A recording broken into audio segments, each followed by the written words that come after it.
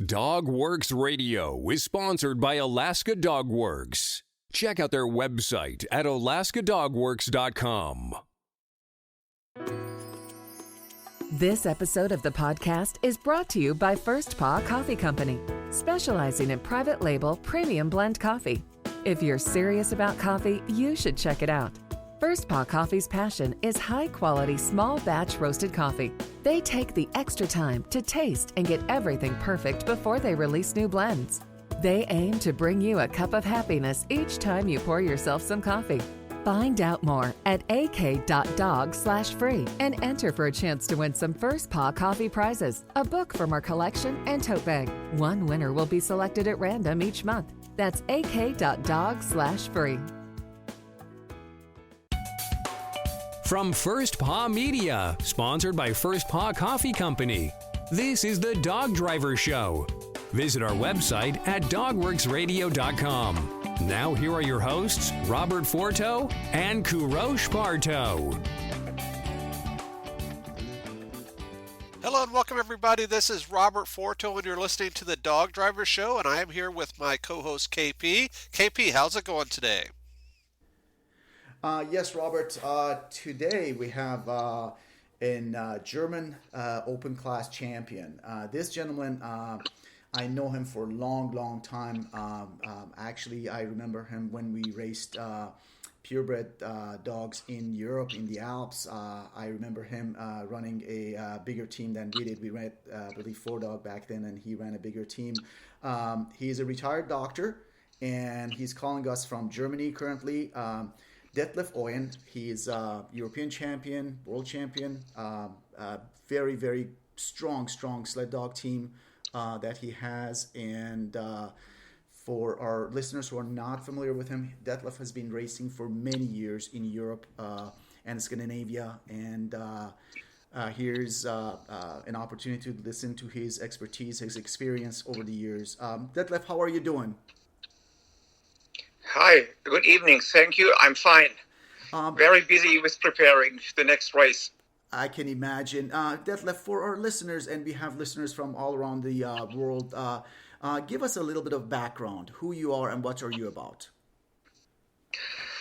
Yeah, okay. I'm a German musher, and I'm now 63 years old, retired from my job since 1 year.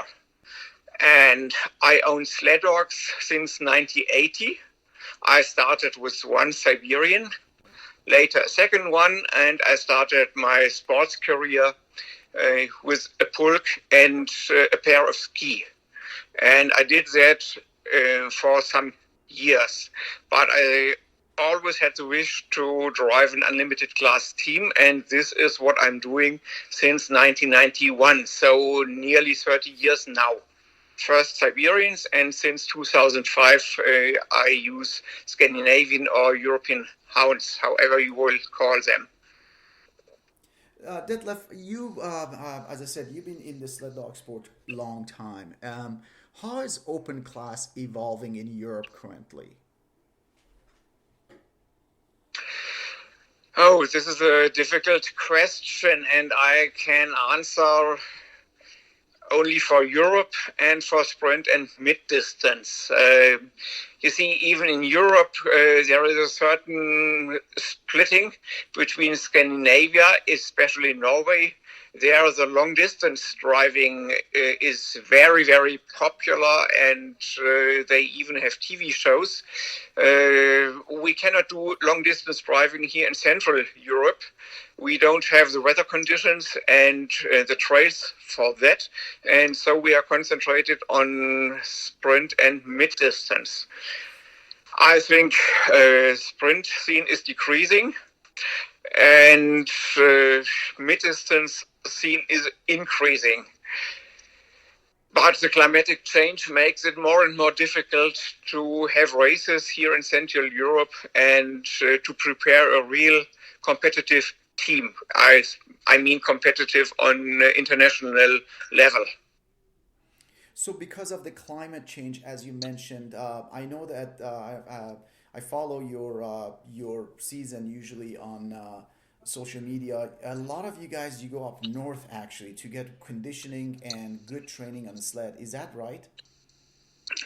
Yeah, absolutely. I think the first 10 teams in Europe from the quality, they all will be prepared in Scandinavia. For myself, I can tell you, I'm now since 15 or 16 years every December in Norway or in Sweden. Mostly in Norway at a lovely place where mainly 3 or 4 mushers are together, and it's a very, very nice group, and we have excellent conditions there. And how long do you stay up there when you're in Norway or in Sweden for training? Normally between 4 and 5 weeks. It depends on what is necessary at home. You see, until last year I had a practice, and if I do have to do emergency service at Christmas time, I have to be home at Christmas time. This year I had to go home for my family. I would have liked to be longer up there, but you see, life is not only dog sports. I can imagine. We talked about open class kennels and bigger kennels, and I know there's a few of you guys in Germany, and I know each one of you guys.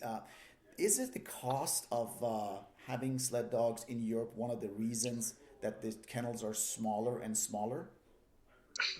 I think so. It's not only the cost for running a kennel. You see, you need first an area, possibly without neighbors. And this is not easy in Central Europe. And such places are... you need a lot of money to afford it. And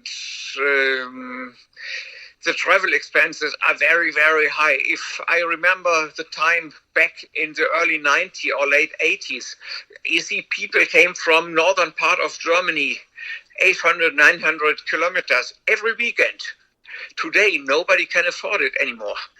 And so the sport is decreasing from 200 teams, limited and unlimited teams in a normal race at a weekend to maybe 80 to 100 today. I can completely understand that. Living in Europe myself, I remember that it's a very congested continent. People are close to each other, and I can imagine having a dog team, especially an open dog team, needs a lot of space. How many dogs do you have in your program right now currently, Detlef? I have 18 racing dogs, and they are aged between 18 months and 7 years of age. And I have 4 small ones, now 6 and 8 months old. And you see, I think I'm one of the few mushers who have a certain luxury. I still have 8 or 10 old dogs. Old dogs means they are between 9 and 14 years old.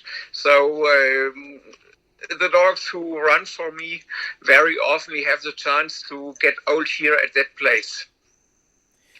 And you mentioned you have 18 race dogs that you have. What is the bloodline and the racing background behind those dogs? Are they your own lines, or you've been breeding them for years? Yeah, today it's a mixture. But you see, when I changed from Siberians to hounds, I wondered how to do it. And I decided to ask Eagle and Terry. Eagle was the best in the world at that time, winning, I think, 4 times in a row the ONAC. And I knew Terry from his races in Austria. And so I wrote a letter. And I wrote, Eagle, listen, I was very successful with my Siberians, and I want to be successful again. And I want to buy a female which is not for sale. Not a dog which will be thrown out if you clean up your kennel. Uh-huh. I want a dog who is not for sale. And so I got a female Odin daughter, Vanilla. She won the North American 4 times. And I bought her bred by famous Mike. And this was my start with 9 puppies. And over the years, I bought 1 or 2 or 3 more dogs from Egil. All these dogs were ONAC winners, so not dogs out of the second row. And I think once I had the chance to buy a very, very promising young male from my friend Rudi Roperts, who thought he would quit. It was in 2012. And this 3-year-old male brought new blood into my kennel. And as a matter of fact, when I won the World Championship in 2015, I had 14 dogs. 1 was this male, and 7 were his offspring. So it was very successful with him. And even today, more than half the dogs are out of Reto, children or grandchildren. And but I still have a very big base from Ellis dogs. Yeah, you definitely mentioned some of the, the best of the best. Terry and Egil Ellis, these are the champions of the champions. And that was, I believe, it was a very smart choice to go to those guys and get their best dogs. Like you said, the dogs who are not for sale. That is very interesting. And I watched your team during the World Championship and the European Championship videos that you see on online. They were very typey and very uniform team. They all look almost the same. Is that what you're looking for in your open team? Uniformity? Yeah. First of all, I think every musher should have an image of the dog he wants to have. This image includes the phenotype. That means the outer shape of the dogs. Shall the dog be small or big, long-legged, not that long-legged, more heavy and strong, or more slender and very fast? But this is only one aspect. The second aspect is his ability to run from his body and from his mind. So first, you need an image what you want, and then you have to try to breed it. And you see, I made the experience with my Siberians years before. This team was very well known for his uniformity too. If you have 12 dogs who are run very harmonic, it will be much nicer and faster than you have 12 dogs with different sizes, different gait, a difference in behavior. The uniformity helps a lot, but you have to have a goal. So earlier you learned about First Paw Coffee Company, and now I'm going to tell you about its Tail Wagger Blend. First Paw Coffee Company's Tail Wagger Blend is their first offering, and its name and label were crowdsourced from their Facebook fans. How cool is that? The Tail Wagger Blend is a private label premium blend that was developed just for them. It is a medium roast from Colombian beans with tastes of Brazil nuts, grapefruit, and oak. Be sure to go to ak.dog/free and enter to win a bunch of cool prizes. That's ak.dog/free. Detlef, when do you start your training for your season? And I believe you don't do any dryland races. Is that correct? Yeah, it's nearly correct. Last season I drove one dryland race in Czech Republic just because it was organized by an old friend of mine. But this was the exception. Back to your question. Normally I start in the midst of August, but I start with a hot walker. That means the dogs are not in harness for the first or even 6 weeks of my training. I have a hot walker with a diameter of 20 meters. And so I start with 40 minutes and I let them run 4 times a week, early in the morning, 6 o'clock, 7 o'clock when it's cold enough. And they do it up to 90 minutes before I harness them in front of an ATV. And the combination of training in harness with an ATV and the hot walker will be done until late November or early December when I leave to Scandinavia. And when you are training in Scandinavia with a sled, Detlef, I believe some of your main goals are Norway Trail and the bigger races, which you call mid-distance, which are around 25, 30 milers out there. How many kilometers do you train usually for those races? Let's start with a kind of race. The typical mid-distance race for me is a stage race. And a stage race is difficult from maybe a European Championship because in stage races I have a pool of mostly 12 dogs, and it's a race in the Norwegian hills or in the Alps. And this means normally you cannot drive 12 dogs there. It's very clever to drive a small team, 8 dogs, and so you have 4 fresh dogs every day, as long as nobody is too tired or injured. And so my training in Norway is a training with small teams. This year I started with 18 dogs. That means 3 times 6 for the first 2 weeks. And I drove these 6 dog teams up to 35 kilometers with height difference of 1,000 meters. And after that, I divided this group into 2 times 9, and I drove them up to 45 kilometers in a very hilly terrain. And until now, I didn't drive more than 9 dogs on snow this winter. That is very interesting. Knowing what you race at the elevation, the mountains, and what we do here in Alaska in open class, I believe it takes a different type of dog to do those stage races with those 1,200 meters of elevation difference. Is that right? No, not in my eyes. Sorry. You see, I go back to my Siberian times. I drove 10 years the Alpen Trail race, 7 heats in 6 days, very, very, very hilly terrain, in the midst of January. And I can tell you, I came home, stayed home 1 weekend, and then I went into the sprint races, and I won them all. And the real top teams in Norway Trail, they can win every sprint race here in Central Europe, or at least they will be under the first 3.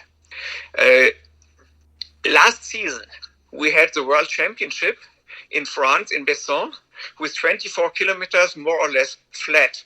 I drove 12 dogs, and 4 weeks later I went with the same 12 into Norway Trail, and I finished 5th. And so I think that's a good idea to be very good with the same team in different races. And the same size. The main question I had when I said it's about the size of the dogs, I talked to privately actually of some of the guys doing Norway Trail, and they were all telling me that they needed bigger dogs. Not the 40-pound little females that we use or 45-pound little males that we use. Yeah, I agree completely. You see, on Thursday I will go to the Grande Odyssey in France, and this is a race with extreme height differences. And I can tell you that I have only my biggest females and 8 of my 10 males, and the 20-pound females will stay home. When I come back, I will be home for 1 week, and then I go into the Pyrenees race. And this is a different type of race. Shorter, faster, with a bigger pool. And it is said that you can drive 10 dogs there. And there I will have my small females with me. Yeah. I select dogs. I select dogs for the type of race I want to go. I completely understand. This year, as you mentioned, Norway Trail is it your main focus? Yeah, my main focus is the European Championship, and 1 week later, Norway Trail. And don't laugh, my goal is to drive unlimited sprint, the only unlimited sprint race for me in the whole season, in spite of the fact that the team is prepared for mid-distance races. We will see if it works. I think after the Pyrenees race, I need 3, 4, 5 trainings with a big team on a flat and fast trail. And the team will be ready to go into the European Championship sprint, I'm sure. Any projects for coming up to Alaska and racing some of the open class circuits here in Alaska? Sorry? I said, any plans in the future to come to Alaska and race the open class, unlimited class circuit in Alaska? No plans, but a dream, you see? I think you know yourself, it's so extremely expensive for us to go to Alaska with a number of between 18 and 22 dogs. And it's not only for 1 week or 2. You must have the chance to stay in Alaska for 8 to 12 weeks. And this is not so easy. Yeah, I can imagine. It used to be way easier. I remember in the early 90s, and a lot of German teams and a lot of European teams, actually, they used to cargo their dog team, open class team. Gert Beetle, I remember, Rudy, Tetzner, Ivan Schmidt. A lot of people, they used to travel with the dogs, and it was way cheaper back then. And now it's getting more and more expensive. Detlef, why don't you tell me a little bit about your nutrition program? Let me tell you first, I'm a very big fan of Arle Reynolds. I always listen when I have the chance to hear him. In your podcast, for example, I try to see everything he publishes, and I follow him a lot. Let me tell you that I got my doctor title in human nutrition. So I think I understand very well what Reynolds tells me. And okay, what do I feed? I feed on meat base, a mixture from chicken meat and beef. I have a very, very, very good kibble from a small German factory. They are my sponsors. It's called Limnea. The chief is a biologist who owns dogs too. It's a very interesting cooperation which we have since the beginning of 2019. And okay, I give the usual supplements for vitamins and minerals and so on. So I think it's not that special. I think I know what I do, but I think every good musher does about the same thing. Yeah. Detlef, we always ask our listeners one question. The question is, if somebody starting from scratch, somebody who's watching Detlef and say, one day I would like to be driving an unlimited team like Detlef, what would be your advice to him or her to start in the sport? He or she shall see the result list from the real big races, World Championships, European Championships, from the last 10 years. Try to find out who is on top the last 10 years, not only the last year or once in 10 years. And then he or she shall be courageous enough to go to this 1 or 2 persons and say, hello, I'm a beginner. I want to learn. Please teach me. And then this person must have big ears and listen, and listen again. You see, you do not learn in telling people how good you are. You learn from listening, nothing else. And for the first years, it might be interesting to concentrate on one person.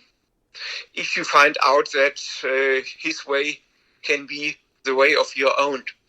And after you have a time of experience and you feel able to judge a little bit, then you go around and ask other people. But again, ask only the real good one, not the one who once won a regional race, who is afraid of competing against the top teams. You must ask the winning teams on highest level. There you can learn. Nowhere else. And that's all. Detlef, I wanted to thank you for spending the last 30 minutes with us. It was a pleasure and an honor chatting with you. And I always enjoy watching your dog team and wish you the best of luck for the rest of the season.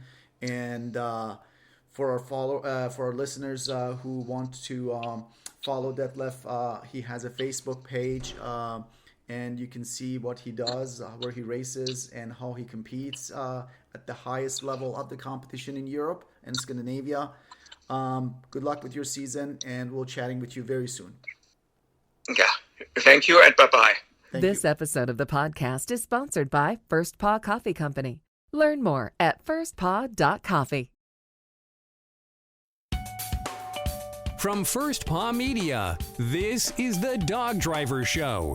We hope you enjoyed this podcast, and we invite you to subscribe in Apple Podcasts, Spotify, Stitcher, or wherever you get your podcasts. You'll find a link on the episode notes. You can tap or swipe on the episode cover art, and you can see some offers from our sponsors. You can support our show by supporting them. If you like what you have heard, we would love it if you could give us a 5-star rating and tell your friends how to subscribe too. Your hosts are Robert Forto and Parto. Our producer is Robert Forto and created for First Paw Media.